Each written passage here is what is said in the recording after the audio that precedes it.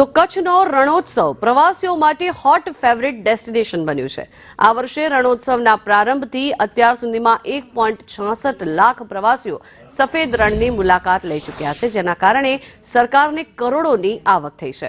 આ સાથે જ આ વર્ષે અનેક વિસ્તારનો પ્લાસ્ટિક ઝોન પણ જાહેર કરવામાં આવ્યો છે, ત્યારે સફેદ રણમાં સફાઈ માટે પણ ભાર મૂકવામાં આવ્યો છે અને પ્રવાસીઓની સુવિધાઓ માટે 5 નવા પાર્કિંગ પણ બનાવવામાં આવ્યા છે। સાથે જ ટ્રાફિકની સમસ્યા હળવી કરવા માટે ઓપન હોપ ઓફ સર્વિસ પણ ચાલુ કરવામાં આવી છે।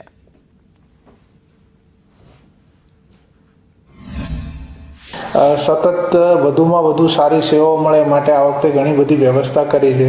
આ વખતે કાઉન્ટરની સંખ્યા વધારવામાં આવી છે, જેથી જે લાઈનો થતી હતી ટિકિટ માટે એ પણ આ વખતે બહુ ઓછી છે। આ વખતે ટ્રાફિકની સમસ્યા બહુ ઓછી રહી છે ગત વર્ષની અપેક્ષાએ।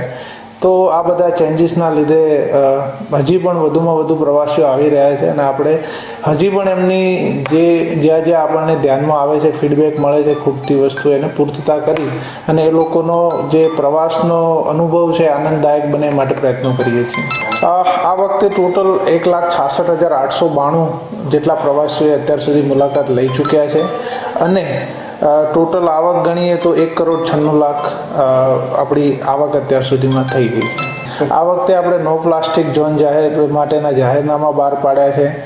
સતત સફાઈ ચાલુ રહે, રણમાં એક પણ પ્લાસ્ટિક ના જોવા મળે એ પ્રકારની વ્યવસ્થા કરી છે।